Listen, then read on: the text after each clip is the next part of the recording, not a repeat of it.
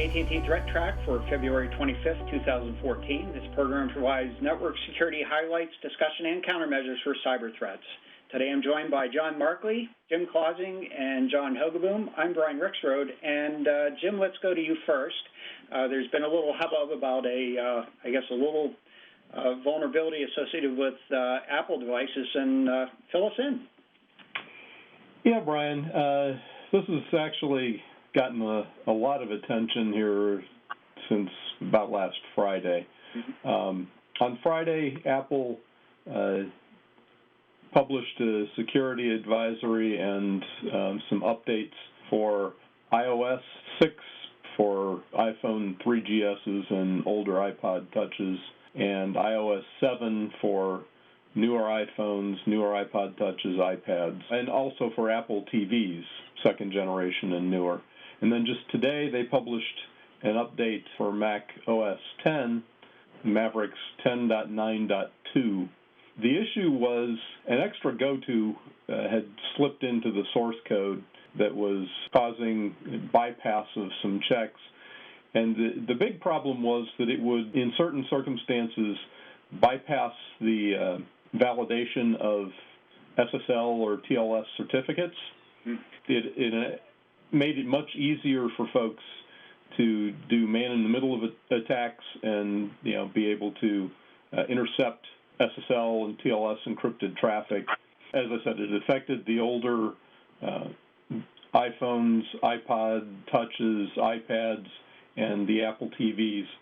Well, actually, all of the new versions of those as well. It turns out that the same code was also in Mac OS 10, and in OS 10 it affected the built-in apps, Safari and the Mail app. It did not affect Chrome and Firefox and Thunderbird because they used a different library to do their SSL stuff. Steve Belkin actually did a nice blog post where he shows an excerpt of the code that Apple makes the code available to the public. This is something they open sourced, and so he did a nice job of showing where the issue was. The issue was they had an extra go-to. If you look at the code, you might think the way it's indented that it was part of the if statement above it, but actually the semicolon above it had closed that if statement, so this was a go-to that was always taken if you ever got this far down in the code, so it bypassed the checks that fell below it. And it was the actual code was go-to, and the label it was jumping to was fail, so it's been getting a lot of press as the go-to fail. The bug has been fixed. If you see the updates coming on your iPhones, iPads, iPod Touches, Apple TVs, you do need to apply those as soon as possible. And as I said, the Mac OS 10 one it also just came out. So if you're running Mac OS 10, especially if you're running the Mavericks 10.9.1, you need to update to 10.9.2 as soon as possible. Because this is a pretty significant vulnerability, and there's proof of concept code on a number of sites. Folks reversed the patch to iOS pretty quickly, and so there are a number of websites that you can go to check whether you're vulnerable or not. Jim, if I understand correctly, the risk here is some sort of a man-in-the-middle type attack. Is that correct? Yeah, absolutely right. It allows for man-in-the-middle attacks because it bypasses the part of the code that checks the validity of the certificate. Mm-hmm. Any bad guy could use their own certificate to interrupt this. Then they could decrypt the traffic, see whatever it is you were trying to send, and then re-encrypt it, and you would potentially never know. Right. I'd seen at least one report that insinuated, it didn't actually blatantly say it, but it insinuated that this was being exploited in the wild. I don't think we're aware of any specific cases of that. Is that correct? Yeah, I'm not aware of any, but the proof of concept, the folks put up some proof of concept websites just to show that, the vulnerability exists, and they were really simple to do. So I'm not aware of any sites where this was actually being used in the wild, but it would not surprise me if the bad guys are using it, especially since this all hit the press last Friday. Right. Well, and even prior to that, this is one of those circumstances where it's not, if I understand correctly, it's not technically an exploit in itself, but could potentially be used as an exploit or taken advantage of, and very difficult to have detected it. That is, unless you really did a in-depth forensics on it. Yeah, absolutely. There's no way to tell it from the end user. The validation isn't happening, so they're not going to get flagged that there's something wonky with this, certificate or anything. They'll be passing it thinking they're passing. Well, they will be passing encrypted traffic, but somebody else in the middle can then decrypt it and re-encrypt it, and as I said, the end user will never know. What's kind of scary is it's not the old, I'm going to fake a certificate. It's the valid certificate. Right. Well, and then especially if all they really wanted to do was monitor the activity, then it'd be even more difficult to detect that sort of thing. Right. This could be used for passively intercepting and decrypting the traffic. And so it's fairly serious. When the update becomes available, it's one you need to apply. All right, very good. Thanks for bringing that, Jim. And I know I saw my updates being pushed out, and I'm sure a lot of other folks have been getting their notices to update their iOS, and so here's the explanation. Moving on, John Markley, I guess, one of this privacy on the Internet is a complex thing, and I think you have another example where it just gets more complex. Yeah, it's kind of scary. It's, especially like I said before, I have 3 teenage boys at home, and I know they use a lot of apps that are probably a little less than desirable for me as a parent that they're using. But Andy Greenberg from Forbes had an article a couple of weeks ago that about a bug in Instagram where a user or a malicious user could send a phishing attack or phishing email. Person could click on that, and then if they logged into Instagram, it would change their settings from private to public, which essentially means anybody could go out and then take all the pictures that you have on Instagram. The challenge, of course, is, it requires this phishing. It requires a cookie exploit. But, again, I think it just points out, from a perspective of, the Internet safety and privacy, that it's really tough to say that anything that goes into a public domain, such as the Internet, is truly private. Pictures, Facebook posts, all that stuff that you may put out there that, you hear the stories about people putting, sexting and all the other, embarrassing photos. Those things, though you may mark them as private, there are quite a few mechanisms, not even as complicated as this one, to access those and retrieve them. So it's always, I think, an important factor for everyone to recognize that when you put pictures, when you put data out on the Internet, it's public, whether you know it or not. Well, it may not be public, but there's always that potential it becomes public later on. And better to say there's potential, yes. Right. Absolutely. And, there are all kinds of little nuances here. This is a case where it's sort of a bug, so others might be able to gain access to your account and yeah, and I should point out that it's the web-based access. So the app, if you use an app on your phone or whatever, it's not the app-based. It cannot be exploited, and they have fixed it on the website interface as well. All right, very good. It kind of reminds me of back in the old days. When in the transition between punch cards to actually using terminals to do coding. You guys probably aren't old enough to remember that, but I certainly am. And if you kind of knew what you're doing, and I wasn't one of those folks that really knew what they were doing, but there was this JCL, job control language, that you could kind of they would stack in front of your punch cards to run them through. And there was actually job control language where you could go out and take a copy of someone else's account, and then you could manipulate it as if it were your own, and then more job control language to just send it back to where it was. So this kind of, forgive me for digressing here, but this kind of reminds me of that scenario that it was literally 30 years ago doing essentially the same thing. Okay, so moving on.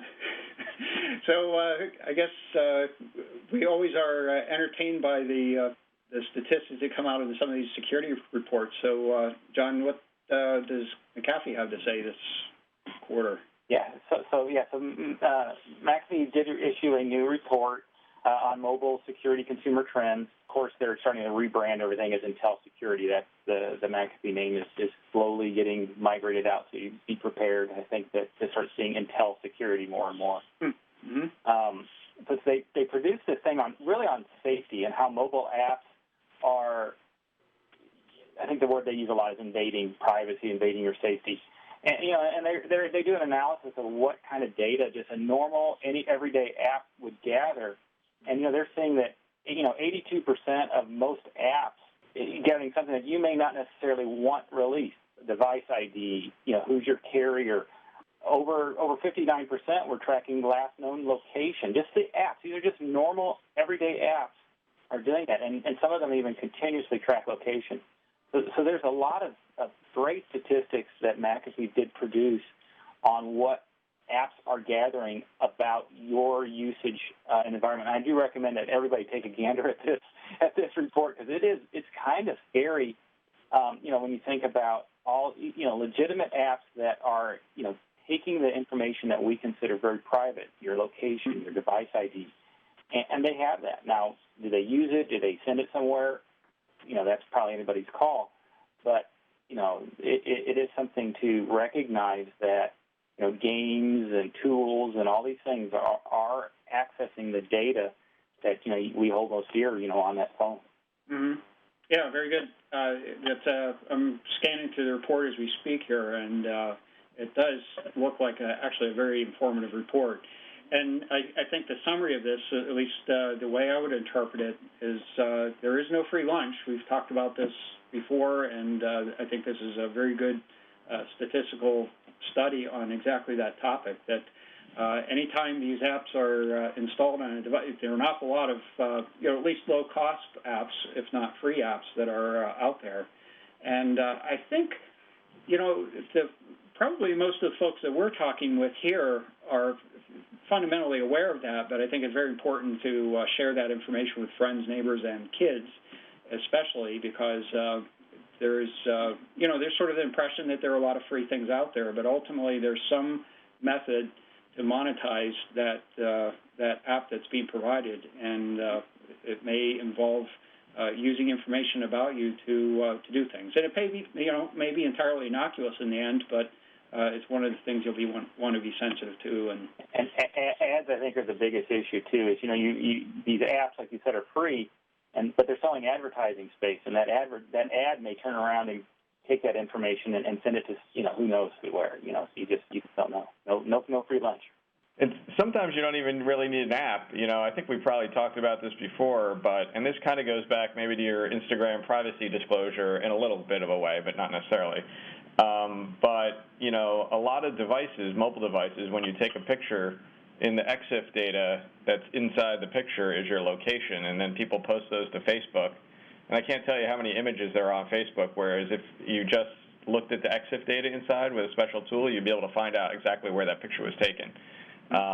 So a lot of people sometimes aren't aware of that. I think it's gotten enough press now that most people are, but it's good to, like you said, educate those who may or may not know about, that type of thing may be happening from their mobile devices when they take pictures. Yeah, absolutely, John. And, I'm not so sure there are that many people that are aware of it. The word has gotten around a little bit better, but at the same time, personally, I haven't figured out how you find that information or actually extract that information from the mobile device itself. My impression is that feature to do that isn't really there. And by hiding that information, it makes it a little more difficult to sort of realize it. It'd be nice if when you're looking at the picture, it actually gave you a little insight about the metadata that's buried in there. But apps that I've seen don't really do that. Yeah, I'm not sure that there is either, but I know they used to, when you went to your photos, I haven't looked at this lately, but it would show you where all your photos were taken on a map. on the iPhone at least. So latitude and longitude. Yeah. Okay. So next item here, John Hogoboom. Bitcoin's took a hit lately. I got a feeling you're going to be able to help explain a little bit about why that is. Well, in the relative terms of Bitcoins at large, I don't know that this was a huge amount of take, but the basic story is here that the Pony botnet, or actually I should say a Pony botnet, that we talked about a couple of months ago, and maybe before I talk about Pony in general, is that Pony is not a specific botnet. It's kind of like Zeus. So when we talk about Zeus, it's a crimeware toolkit. A lot of people run various Zeus botnets for their own little criminal enterprises. Pony is very similar to that. It's basically a loader. A lot of people use Pony as a kind of a management, like a botnet management toolkit. It's a nice framework for doing that. And then they'll use Pony as a means to sideload other malware like Zeus or whatever else might be, various zero access, et cetera, things like that. So long story short, we talked about this botnet maybe 2 months ago, and I'm actually going to show that slide here, that there was, this was actually a report done by TrustWave. They have a blog called blog.spiderlabs.com, and we talked about this last couple months ago, back in December, that 2 million accounts were harvested as a part of this botnet. So they have a lot of victims, and there were a lot of account credentials harvested as a part of this. What the purpose was, they didn't really discuss. So they harvested a lot of credentials. This became a pretty big story. A lot of people got it confused, thinking that various websites like Facebook and whatnot were hacked, but in reality, that's not what happened at all. It's just that lots of Facebook accounts were harvested by victims' machines that were brought into this botnet, or compromised and brought into this botnet. So it was really the people themselves, their machines were infected, and then they had their accounts compromised and harvested. In any event, that same botnet recently, within the past few weeks here, got kind of creative, and they noticed that I guess a lot of the people that they had compromised, or at least there was a small portion, I shouldn't say a lot, but there was a small portion of people that they had compromised who were using Bitcoin and had Bitcoin wallets on their machines, on these infected machines. So in total, what they did is they found that there were about 85 wallets identified, and in total, they were able to steal $220,000 of Bitcoin-like currency. So that's more than just Bitcoin itself. There's some other things like Feathercoin, and there's a few other Bitcoin-like currencies out there that were also harvested as part of this. But in total, about $220,000 was taken in I think it was a single day haul. And then after that, from what TrustWave is reporting, it appears that the botnet, they went dark. So they actually kind of disconnected that botnet, and it's not in operation anymore, as far as we know. It doesn't appear that it's receiving any command and control from any of the bots anymore. So they disabled it. Doesn't mean that they're not going to bring it back in a different form. I suspect, if I were to guess, and this is me completely theorizing, is that this was such a large haul that they probably want to cover their tracks, and then they'll come back with another botnet later. It's very easy to build a new botnet using the same technology that they had before, but just with different command and controls and whatnot. Right. Yeah, so that's. I think this is just the early phases. Bitcoin got hit with some another sort of vulnerability recently, and this is sort of another method of basically thievery associated with virtual currency, and it's going to be one of the challenges that we need to overcome to be able to have some confidence in virtual currency or alternative currency going forward. So I guess what I was alluding to earlier, around November, Bitcoin was around $1,200 per coin value. Now it's down a little below 500. So that was what I was referring to when I said it's taken a hit recently. Some of these vulnerabilities have really had some impact on the perceived value of Bitcoins. And, I don't think it's time to give up on this notion. I think there are some value propositions around virtual currency, but we're going to need to have some reasonably good confidence in it for it to really take off. A good example of that is just actually today or yesterday, we saw Mt. Gox, which is, one of the bigger Bitcoin exchanges, just went dark. I mean, they're gone. And, they declared they lost $400 million. due to the malicious activity, and they just can't stay in business. Another interesting thing about these virtual currencies are they're anonymous. So in terms of who the victim are here, we don't know, and they probably don't. Well, they might know because they have a public-private key type code for their wallets. But in terms of, there's very little traceability in terms of understanding where that currency went and who had it before that.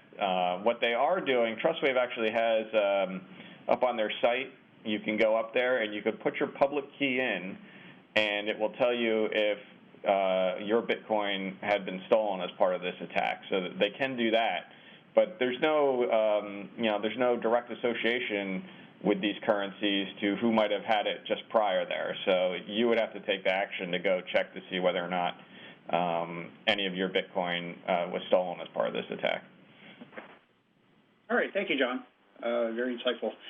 Next topic here, we're going to talk a little bit about, John Markley, home automations on the next wave of things to be connected to the network, and I guess we have to be careful there too, right? Yeah, I always chuckle when I see some of the stories like this, and it's just because, in the back of my head I think about the refrigerator, connected to the internet, and we're all we're all getting to that point that there's very few devices that aren't connected in some way to an internet resource, and Belkin just actually IOActive announced that they had identified this problem with Belkin Wemo type home automation tools, and these devices have an app that's associated with them that you can control them or monitor them from the internet, and they also, these apps, kind of good thought that they update themselves through an internet firmware updating process that kind of resembles an RSS feed. So what they found is that the controls to prevent somebody replacing your firmware on these home automation products was not real strong, and so a malicious person could imitate an update, replace the firmware on these devices, and essentially take charge of the device itself and do whatever they want to do, whether run a code of choice, turn off and on your lights, change your heating and cooling. There's a lot of things that you can think of, and including the fact that they're on your network. They could load some kind of a software package. So this has been fixed. Nobody panic. But the key element here is we don't think of devices like this as something we have to update, and they do need to be something we have to update regularly. Right. That Belkin, in their app, if you update their app, either an Android or Apple, it actually contains the firmware update to prevent this attack in the app. So one of the first things it will do is it will fix it, when you connect to it with your app. But it is that logic in our heads that don't think of things like our refrigerators and our microwaves and our whatever as having an internet presence and requiring updates because of security. Yeah, absolutely. And you use the microwaves and refrigerators. These things can be as mundane as thermostats, and can even be things like door locks. So we need to be sensitive to the fact that even though it's a very perhaps simple device in appearance, that inside they're becoming more and more complex and have the potential for vulnerability. You hit it right there, Brian. Is that some of these devices do control your doors? So if somebody if somebody replaces your firmware, it's unlock the whole home or business. Yeah. Well, and it's certainly something that we need to be paying attention to. I think a lot of the implementations sort of have a mediation device that helps to manage some of that. So it's not actually connected to the internet. But I kind of reflect back on. I think I was in a meeting with Steve. Jim, you had mentioned earlier today Steve Belvin, and it reminds me of I was in a meeting with Steve Belvin. I think it was probably on the order of about 15 years ago. Maybe longer than that, maybe about 18 years ago. But in any case, in that meeting, he commented that, and I think we were talking about some sort of a security solution where the system was isolated from the network. And he said, in the end, it's still connected to the network. If you think any differently, you're eluding, you're deceiving yourself. And that was, 15, 18 years ago. now I think it's even more significant that there is a path to the Internet no matter how you look at it, and it's a matter of making sure that you have some good layers of security in the path. Patching being one of those gateways, and as I mentioned, in a lot of these cases, there are mediation devices for some of these smaller devices. And it sounds like there's a fairly clever patching process that Belkin has in place here, and that's very encouraging to see because most of the devices I've seen have not really put a lot of thought into their patching processes and kind of assume that end users are going to go through some crazy gyrations to do firmware updates. Very encouraging news in that sense. So let's go ahead and take a look at the Internet weather for the last week or so here. First thing we'll take a look at is the DDoS activity associated with network time protocol.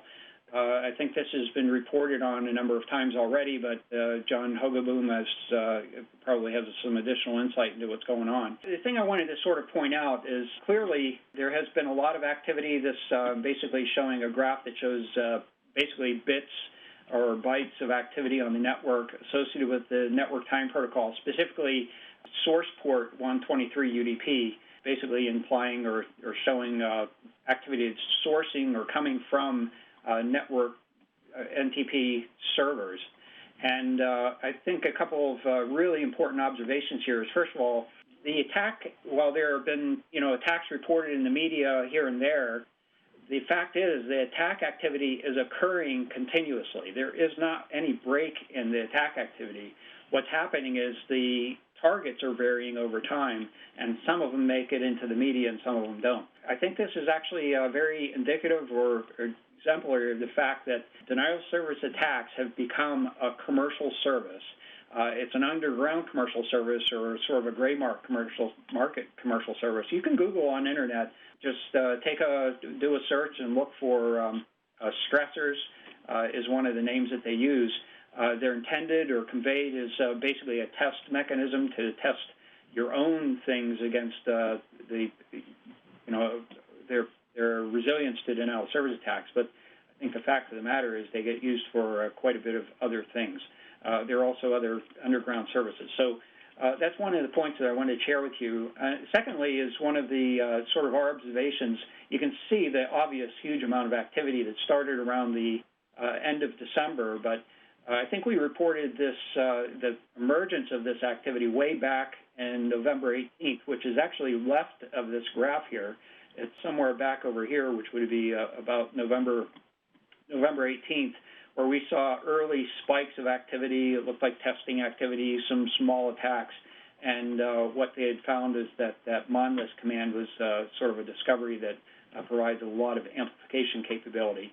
And there's a lot of activity around the internet community to certainly make folks aware of it, try to get that settled down. And then beyond that monlist command problem, there still is a need to identify and fix or turn off any unnecessary NTP servers because they still have that reflection capability.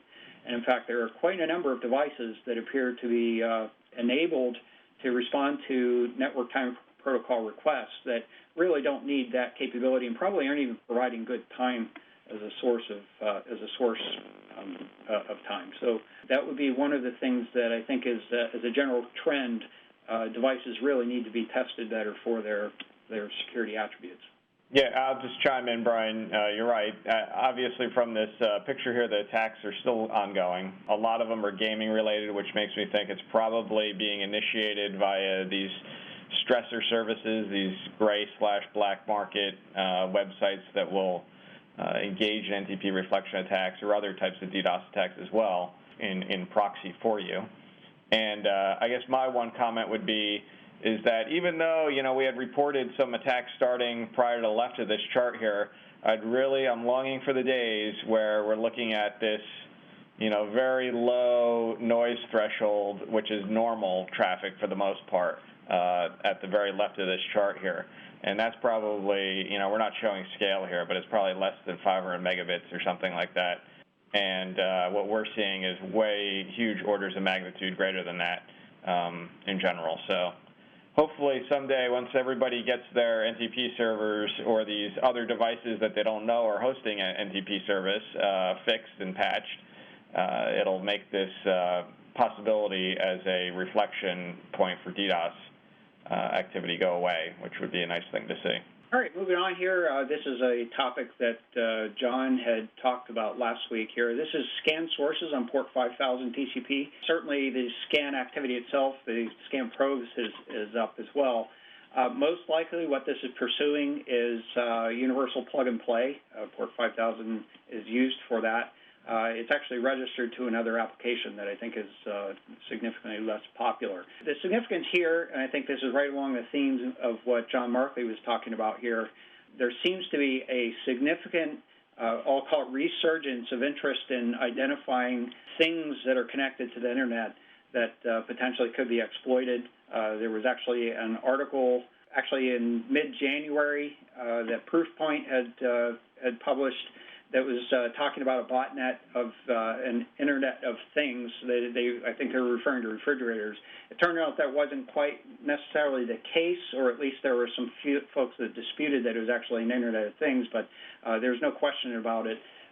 There is a botnet that is gaining some significant strength that's based on things, that is things we would generally associate not so much as a computer, but as perhaps an appliance or a device of some sort. Probably less refrigerators, probably more what we had observed previously is, like, for example, security surveillance camera, DVRs, and home router type devices. So the universal plug and play being one of the avenues to potentially get behind a home router, and they are obviously looking at that. Next item here is scan sources and probes on port 58455, and making reference to a blog here, but it's at deependresearch.org, where there was some discussion about some scanning activity, or actually a piece of malware that performs scanning activity on this port, and apparently looking for specific types of devices or specific types of devices that are perhaps infected with some sorts of malware. It's not exactly clear what the motivation is, but one of the things that's interesting to note here, and I'll note that, first of all, we're looking at scan sources, this source IP address is scanning on this particular port on the top graph. And those sources are generally in China, Korea, U.S., Hong Kong. There are a number of others. And that's actually consistent with the previous graph. Even though the profile is different, the sources, is not necessarily the specific IP addresses, but the general profile of the sources is very similar. The other thing to sort of note here is we see this big spike in scanning activity. This is actually the number of probes as opposed to the number of sources that are doing that scanning activity. That was apparently just a few addresses, or a relatively small number of addresses. We don't have a corresponding spike in the number of sources. Whereas later on, we see that basically a botnet was engaged to perform that scanning activity, and hence the increase in the number of sources that are doing that scanning. So that is a fairly strong indicator of the perhaps exploratory activity. This was back in early February, and then later on following on with some more in-depth analysis. And by the way, I did look back significantly further in history and did not see other spikes like this. So I think this was sort of the discovery phase of those folks that are targeting this port. Next item here is scan sources and probes on port 32764, and again making reference to basically an article on this topic. This is apparently, or appears to be, targeting some vulnerability associated with some Linksys devices that will answer on that port. Again, sources, China, Korea, U.S., Hong Kong, same sort of profile in terms of the demographics or geographic sources of this activity. And again, it appears to be targeting devices that have these capabilities. In this case, we see some multiple spikes of perhaps exploratory scanning activity. Again, I guess this blog was actually out around January timeframe. They've had plenty of time to do a little bit of exploratory activity. And in all of these cases, we are seeing some pockets of activity where devices appear to be responding to this probing activity based on the flow analysis that we have. So again, it's going to be important to pay attention to what ports you have exposed to the Internet, regardless of the device that they're using. And that's a little harder for your typical home user to test for, but certainly if you are managing an enterprise environment, you'll want to pay attention to that very carefully. Looking a little bit further here, we have the top 10 most probed ports. This is specifically for February 24th. We see here near the top of the list, or actually at the top of the list, port 23 TCP. We're going to take a quick look at that a little bit later here. Again, looking for the Internet of Devices, or the Internet of Insecure Devices, I think is what they're really looking for. Similarly with the SSH activity, port 22, port 80 TCP. Turns out these security surveillance camera DVRs expose port 80 to the Internet sometimes, host basically a web page so you can see the cameras. So it's one that may be a motivation for the scanning activity here, among others. We also see our typical port 445 TCP. It's nice to see actually this one a little bit lower in that activity because we have seen that usually our prominent one, maybe Confickers finally going away. And then port 1433 TCP, that's Microsoft SQL Database. Port 3389, that's our remote desktop protocol. We also see one of the P2P ports associated with the zero-access botnet. Overlook the port 443 here as well, but that would be SSH. And then last but not least, SNMP, Simple Network Management Protocol, port 161 UDP, which also has some value if your intent is to perform DDoS attack, reflection sort of attacks.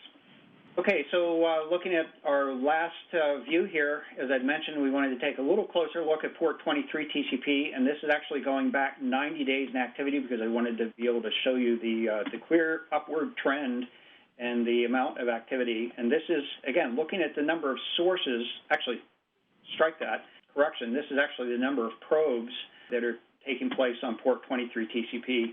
The activity is actually quite aggressive. We're showing up on the order of about 170 million probes per hour, which is really on the aggressive side here.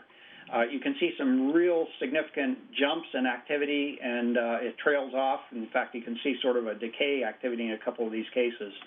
That is typical behavior when a device or a bot is given the command to go do some scanning activity, and depending on the processing power or network access availability of the device, it might take a certain amount of time, and then it completes the task and then finishes off.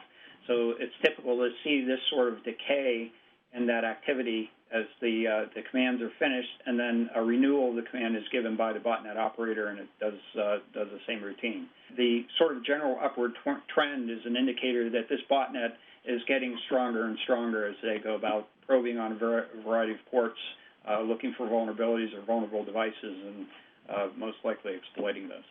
So that's our show for today. If you'd like to contact us, you can contact us by email at ThreatTraq@list.att.com. You can also find us on Twitter. Our handle is @ThreatTraq. The ThreatTraq video is available at att.com/ThreatTraq. It's also available on the AT&T Tech channel on YouTube. There's an audio-only version also available on iTunes. I'd like to thank you for joining us today. Thank you, Jim, John Hogoboom, and John Markley. We'll be back next week with a new episode, and until then, keep your network safe.